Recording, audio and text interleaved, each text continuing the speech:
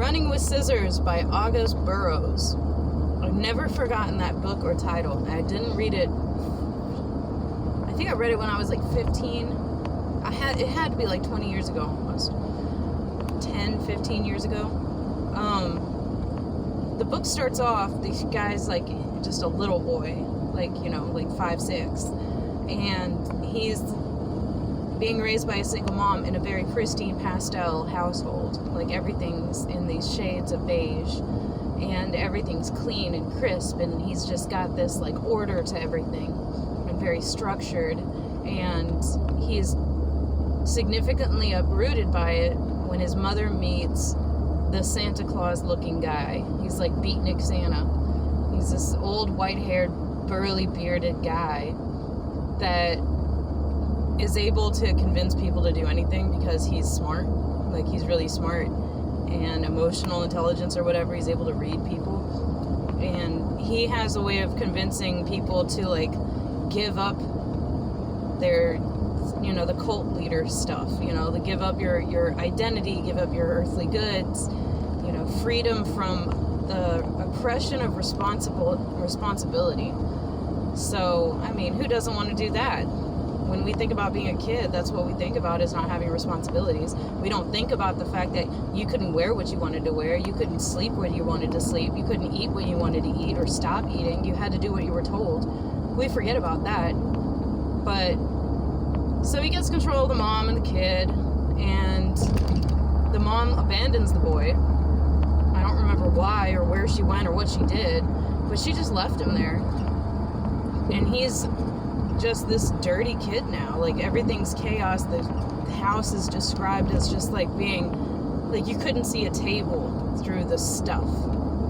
And it was a huge culture shock for him, and he adapted pretty quickly because he enjoyed the freedoms, but it also stressed him out because he didn't have the cleanliness and structure that he had prided himself in so much before. Also, he's a little freaking kid, and he doesn't know anything from Adam. Everything looks normal to him because this is what everyone else is doing. Later on in the book, he's 13, 14, I think it was around that age, like really little, and he ends up in a full-blown relationship with a grown-ass man. And he describes very explicitly their sexual encounter, their first time together, and it wasn't like, he was really into this guy, and he was like anything to please him, anything to get anything out of him, you know, any kind of conversation or anything, like he just couldn't get enough of him. And then when it describes the act, you would think it would be a very emotional act, like a transference or whatever, but it wasn't. What it ended up being was he is just doing what he has to do to make this guy go back to how nice he was before. Because the guy's not sweet or kind or gentle at all once he's got the kid in the sheets.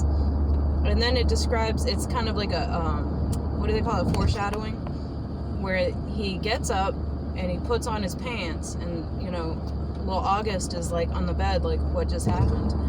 And he sees the guy's underwear as he pulls it up, and I remember this specifically. He said it's got a steak brown stain streaked on the back of his underwear. So the way he had described this guy up until this point is a larger-than-life hero figure, kind of, I don't know, every major movie that you can think of, like the guy that everyone likes. And then now he's just in this relationship with this guy, and he's starting to see his flaws, and I guess that was probably I mean, who hasn't had that moment? So because he's being groomed, well, been groomed, now he's being raped, he's got this, the groom kid outlook, where he thinks he's more mature or different or special than all the other kids in his class. Because, oh yeah, he goes back to school. They took him out of school. This kid had a school life to escape from this household, and they took that from him and quote-unquote homeschooled him. And then he goes back to school, or he's around kids his age. I don't even think he was at school. I think his education stopped at the 4th grade. And now he's anytime he's around kids his age, he doesn't know how to talk to them because this guy's become his entire life. And there's this one scene he's talking about his friends or people around him are talking about their lives and relating to each other, and in his mind he thinks of a sentence to explain or to kind of like show the drastic difference between him and them, where he's like, well, my 40-year-old lover, or however old the guy was, told me that he would like it if he could have an entire vat of ice cream flavored like my excretions. He used different words, but you get the gist of it. It was the gist. Yeah, he's just, I don't know, you guys. He talks about the loneliness of, first of all, being a gay kid. I'm gonna say that this time frame was probably early 80s, because I read this book about almost 20 years ago, and he was a grown man when he wrote it, so had to be around that time. Really isolating. The only good thing I can see in this house is that he was okay. Everyone was cool with him being gay. Nobody thought anything of it. They actually kind of really were happy about it. But then they didn't protect him from a full-on predator, because, you know, love is love, or whatever. The way that they phrase everything is like, you know, everything's natural, and Taoism and all this junk, and it's like, that's not Taoism. That's just being a jerk. So anyway, that's just giving up your liberty at that point. He's talking about his loneliness, and he did this thing that I wish I had thought of because I was a lonely kid, where he set alarms in his phone to make it look like he had a cell phone. Oh gosh, this must have been the 90s then, right? So he had the cell phone and he set alarms in it to make it look like somebody had texted or called him, because he didn't want to be the one kid where no one called, which is weird to me. It's like, you had a boyfriend, like, why didn't he? Anyway, so he ends up leaving the guy. Like, he's looking down on the guy, which is an interesting thing. He's outside of the realms of this man's power at this point. He has the power. He's the sexual object. And he somehow, I don't know how I was groomed. It never occurred to me that I had anything worth taking, or that I had anything worth withholding. There was no power in my end. So it was interesting to see how he was able to evolve past whatever. So, all right, so he's now a young man, and he's on these dating sites, and he's got gay friends now. You know, he's got people that are able to relate to him without sexualizing him. And he talks about this one friend of his that I can't remember the name of, but he was just this really wholesome and very open and accepting guy. Very no judgment. I get you. You know, whatever you're feeling, whatever you're thinking, I'm with you. And so now he's like got like, it's almost like a 900 number service, where this is still early days of cell phones, where you can call or text this number and I guess link to other people using that number. And so he practices talking. Like, it doesn't explain that that's what he's doing, but that's what he's doing. He's so far removed from the rest of society in terms of his life experience at this point, that this is how he's able to interact with people. Like, he doesn't know how to do it, so he's trying to figure out how to do it. And, you know, he's talking to people, and he ends up linking up with this one guy who's, I think the guy's, you know, most of the questions, I think it was a gay, you know, reach out and talk type of thing. And so, like, everybody's kind of overtly sexual when they talk. They only want one thing. I guess it was like pre-Grindr. And he finds this guy who just starts talking to him about toothpaste, which is funny because I used that. I ended up making a really good friend of mine back when I was in Job Corps. And that was what our first conversation was. And she God, Benzo, I miss you. anyway, yeah, their conversation just starts like that, and he just starts talking about, and then they agree to go on a date, and they meet each other, and he's just like, wow, this guy's, he's not unattractive. I can talk to him. There's no power dynamic. This is weird. I don't know how to feel. And, he talks about his 4th grade level education, and that's going to spark an interest no matter where you are. And then his friend dies. The one that I just described that was really wholesome and loving and understanding. He gets AIDS, and the way that it describes the progression of the disease is he's on the phone with them, and then out of the blue he just hears the guy hiccup, just a small little hit, and he thinks nothing of it, and later it's to the point where the hiccups just don't stop. They just don't, and nobody knows what this is. Like, he thinks there's some suspicions. Oh, is it this? Like, it might be this, it might be AIDS, but nobody dies. He describes it, he's like, nobody dies of AIDS now. We have treatments for this. You just have to take a ton of pills the rest of your life, and it sucks, but nobody dies of it anymore. And his friend ended up dying, and he describes the heart-wrenching, I don't know, it was just horrible. It was so sad. Like, it screwed me up. And then he's talking about just moving through life in this good relationship with this guy who adores him and thinks he's hot, and he just can't get enough of him. And then there's this really he's struggling with his identity, probably because when you're uprooted so rapidly, so young, and you go into a chaotic situation with no social outlets, you don't get time to develop an identity.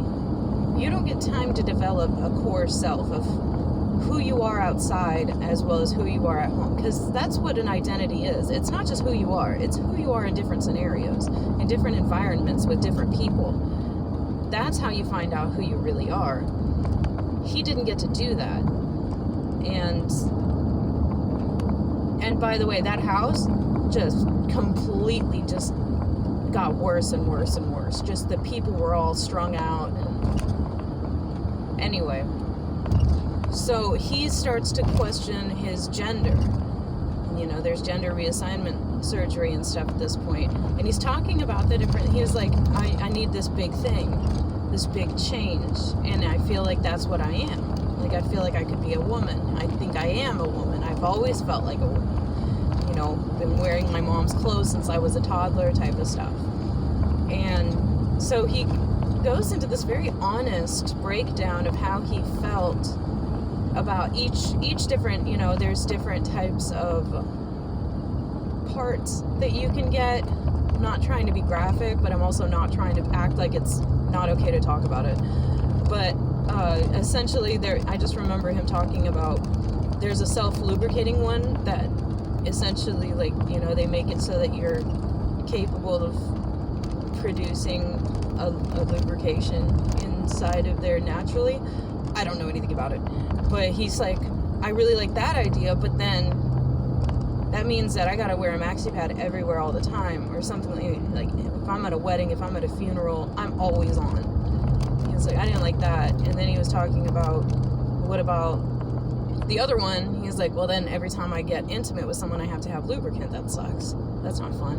It's like, I think that was the beginning of the end for him, because it was like, if that's what you're focused on, I don't think the gender thing is what's moving you. But he ends up not doing it. But he talked about it a lot, and I think it was a way of him to make himself feel, this is going to sound like I'm belittling him, but I'm not. It's a way for him to make himself feel important while talking to other people about this big thing, and because he can't talk about any of the other stuff. So it's kind of like, I'm having this thought, this big thought, and now I can talk about me. And now I can talk about the things that I've endured, like, or the things that I'm hoping for, or whatever.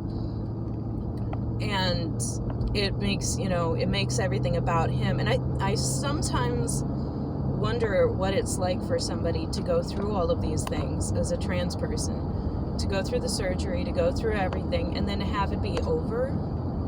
That must be the most lonely feeling. Once you've finally accomplished it, once you're finally there, like, you're never done tweaking that's the thing about women. We constantly are bettering ourselves or trying to perfect ourselves. And we keep lying to ourselves saying this is the last kind of mascara I'm going to ever have to buy. But we always have to, we're constantly changing and growing. I think that's for part of the hunting-gathering thing. We're the gatherers. We're always trying to perfect the system. So, I don't know. It just must be to feel not accepted all your life, and to think that that's going to solve it, and then to have it done and finally be who you really are, and then to still have to be a normal person. Like, there's no magical banquet of acceptance. You're just going through life, and you're normal now, or what you think is normal, or whatever, and it's just over, and all of the, I don't know. I always wondered about that, because I don't know. I really can't relate in any way. Alright, anyway, he's got this very poetic prose, this very peaceful way of ending his chapters with a big non sequitur type of just a tie-in, where it circles back to the beginning. And I can't even remember how it ends, but I remember it ended, like, you heard that phrase, I can't remember the poet that said it, but she said, you may not remember anything about a person, but you'll always remember how they made you feel. And, okay, you're gonna just, almost slam into me, thank you. That's how I feel about this, this book and this author. I've read other things of his, and they always had that very, finished meal feeling, where you ever hear a comedian do that? It's my favorite type of comedy, where it's almost like a philosophy comedy, where they start off with a, stupid, chaotic story, and then they go through their whole, whether it's 3 minutes or, 30-minute set, and then at the very end, they tie it back to this thing that you didn't even remember they talked about. And that's their finale, or their, and it's, I don't know. I love it. So when I see that in stories, it makes me really happy too. But August Burroughs, I need to see what he's up to. I feel like I made a friend, and I know I didn't. I got to meet him. At a book signing once. My mom took me. I was probably 14, 15. I don't know, maybe 17, 18. I don't really remember. But I remember waiting in line forever. This is San Francisco. I was excited. He was a gay author. There was, that wasn't, being out loud and proud was a starting movement back then. For at least from my perspective. And this, again, it's San Francisco, just lousy with, the LGBT community, but there's still a lot of, and I also, my community was mostly black people, which, I didn't realize it at the time, but there's a lot of homophobia in there, even though, my best friend at the time was Mercedes, and she was a lesbian. And, throughout my life, a lot of my close friends, I sound like I'm trying to explain that I'm not a bigot. But yeah, a lot of my friends have been lesbians for the most part. I don't know why. Gay guys are, I've made friends with gay guys, but I'm not the greatest up girl. And I think the gay guys that I've always been friends with were the, really fun, crazy, chaotic ones. But I can't keep up that energy. I'm much more, you can even hear in the way I talk with a downward. So everything about me is just kind of, I want to be laid back. And lesbians, the more masculine lesbians, we got along really well. They never, you know, I don't know, they were great. But yeah, this was like, I hadn't had sex yet when I read this book, and it helped after I did have sex, as my first was the groomer. So this book kind of helped me rationalize some things. It almost helped prepare me for what was to come. And that sounds kind of messed up, but it was nice. It made me never feel like I had to hide it. Because this guy, I adored this author, and I really looked up to this author, and to hear him just talk about how miserable his life was, how lonely he was, how unlikable he was.